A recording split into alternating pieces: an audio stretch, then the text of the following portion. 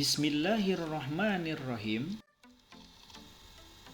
Assalamualaikum warahmatullahi wabarakatuh. Alhamdulillah, anak-anak, kita bertemu kembali dengan channel Pena Guru PAI. Kita hari ini akan belajar materi tentang memahami sikap pantang menyerah yang merupakan materi mata pelajaran pendidikan agama Islam dan budi pekerti kelas 4 semester 2. Sebelum mulai belajar, marilah kita berdoa. Semoga kita diberikan kemudahan dalam pemahaman dan ilmu kita menjadi berkah serta bermanfaat. Amin ya rabbal alamin. Mari anak-anak kita berdoa bersama. Bismillahirrahmanirrahim. Raditu billahi rabba wa bil islami dina wa bi Muhammadin nabiyya wa rasula. Rabbi zidni ilman warzuqni fahman.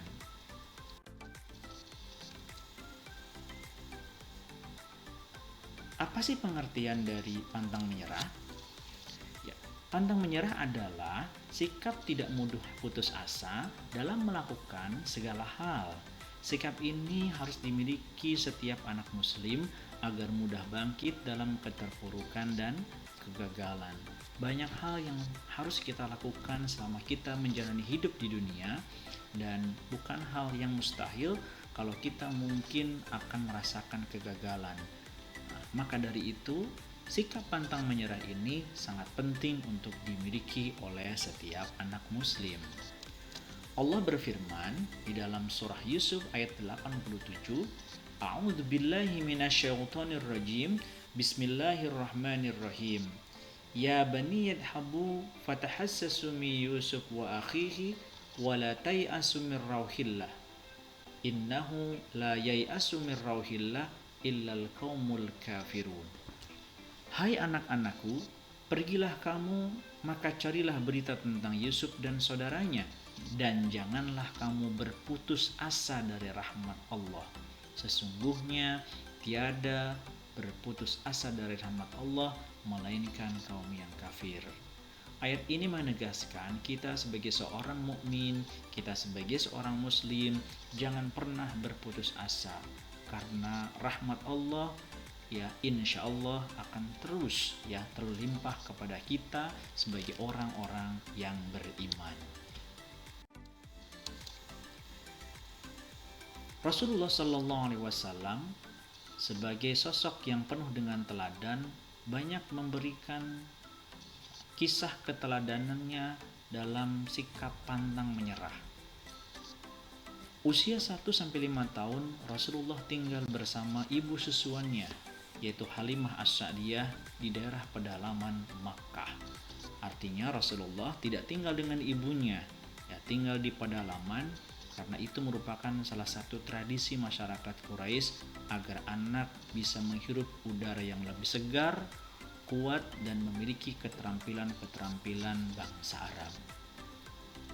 Yang kedua, Rasulullah menjadi yatim piatu pada usia 6 tahun, tapi beliau tegar, kuat dalam menghadapi kondisinya sebagai anak yatim piatu. Kemudian ketika beliau sudah diangkat menjadi nabi pada usia 40 tahun, Rasulullah dengan pantang menyerah terus berdakwah dengan cara sembunyi-sembunyi, terang-terangan, bahkan menghadapi siksaan dan cacian hinaan dari masyarakat Quraisy pada waktu itu. Beliau berdakwah di Mekah selama 13 tahun. Kemudian selama rentang waktu 13 tahun itu, pada tahun ke-7 sejak kenabian Rasulullah SAW, beliau dan kaum muslimin diembargo ekonomi oleh kaum Quraisy.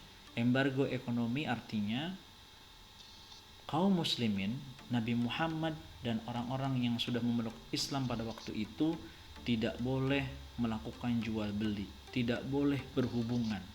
Artinya masyarakat Quraisy tidak boleh menjual makanannya, memberikan makanannya kepada orang-orang yang sudah mengikuti agama Nabi Muhammad, yaitu agama Islam.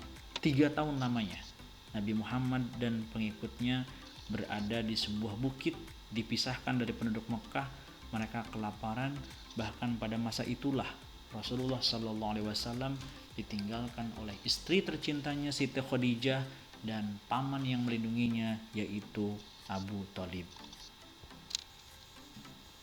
Kemudian Rasulullah Shallallahu Alaihi Wasallam berdakwah menyebarkan Islam selama 10 tahun di Madinah, ya, dengan berbagai hal tantangannya menghadapi kaum Nasrani, kaum Yahudi, dan menghadapi orang-orang Quraisy dari Mekah yang terus memusuhinya. Kemudian Nabi juga pantang menyerah ketika Nabi Muhammad SAW dan pengikutnya di Madinah dikepung, ya, oleh sekelompok Yahudi dari Bani Nadir yang bersekutu dengan orang-orang Quraisy di Makkah untuk mengepung Nabi Muhammad di Madinah selama 1 bulan penuh. Bahkan lebih menurut riwayat Rasulullah dikepung sehingga kebutuhan makanan, logistik itu nyaris hampir habis. Kemudian Allah Subhanahu wa taala memberikan pertolongan dengan mendatangkan angin yang kencang sehingga orang-orang yang ingin menghancurkan Islam pada waktu itu bubar dan kembali ke negerinya masing-masing selama 1 bulan penuh. Perang Khandaq pun dikenal dengan perang Ahzab, artinya perang yang diikuti oleh berbagai macam kelompok, yaitu orang-orang yang pada masa itu memusuhi dakwahnya Rasulullah SAW. Tapi lagi-lagi Nabi Muhammad tidak menyerah, pantang menyerah, terus berdakwah untuk menyebarkan agama Islam. Ini adalah sebuah keteladanan bagaimana kita sebagai umat Rasulullah harus memiliki sikap pantang menyerah sebagaimana yang dilakukan oleh Rasulullah dalam menyebarkan Islam, dalam menegakkan kalimat la ilaha illallah. Ada 5 cara, ya, untuk memiliki sifat pantang menyerah. Yang pertama, berpikirlah bahwa kamu akan hidup lama. Yang kedua, jika kamu yakin mampu untuk melakukan sesuatu, maka sebenarnya kamu pasti bisa. Kemudian yang ketiga, ingatlah kesuksesan yang pernah kamu raih. Artinya kamu adalah anak yang hebat yang pernah meraih kesuksesan. Kemudian yang keempat, berpikir optimis. Yakin dengan kemampuan diri, kamu bisa untuk melakukan hal tersebut. Dan yang terakhir, ingatlah ada Allah yang Maha Kuasa, yang kekuasaannya tidak terbatas, yang mampu melakukan sesuatu yang tidak mungkin, yang mampu melakukan yang sulit menjadi mudah.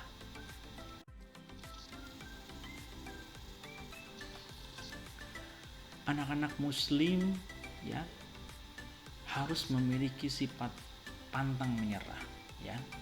Dalam hal apa? Mungkin kita akan mulai dari hal-hal yang kecil dulu, ya. Sejak dini seorang anak muslim, ya, harus memiliki sifat pantang menyerah dalam memahami pelajaran. Untuk memahami pelajaran di sekolah, kamu jangan mudah menyerah, ya. Tidak bisa belajar lagi, pasti bisa. Kemudian juga belajar membaca Al-Quran, ya, tentunya belajar membaca Al-Quran yang tartil sesuai dengan makhraj dan tajwidnya. Kamu jangan malas, terus belajar, ya. Ketika kamu melakukannya dengan tekun, dengan sungguh-sungguh, terus pantang menyerah, insya Allah kamu dapat membaca Al-Quran dengan baik. Kemudian dalam memahami bacaan sholat, yang mungkin ada bacaan yang panjang seperti doa iftitah, doa tasyahud awal dan tasyahud akhir. Tapi kalau kamu terus pantang menyerah, membacanya, membiasakannya, mulai melakukan sholat setiap hari, insya Allah Bapak yakin pasti kamu bisa. Kemudian kamu juga harus memiliki pantang menyerah, ya. Dalam apa? Menghafal doa-doa harian yang sudah diajarkan oleh Rasulullah. Banyak sekali doa-doa harian yang harusnya kita baca dalam keseharian kita, ya. Bukan hanya ketika pas mau ujian praktek dan lain sebagainya, tapi harusnya kita lakukan. Masuk ke kamar mandi, keluar kamar mandi, mau makan, selesai makan, mau tidur, bangun tidur, dan banyak lagi. Kemudian ini yang paling penting, meraih cita-cita di masa depan. Kamu pantang menyerah. Ya, jangan pernah putus asa untuk meraih cita-cita di masa depan. Gantungkan cita-citamu setinggi langit. Ya. Agar kalau suatu hari kamu harus jatuh, kamu masih berada di atas bintang-bintang.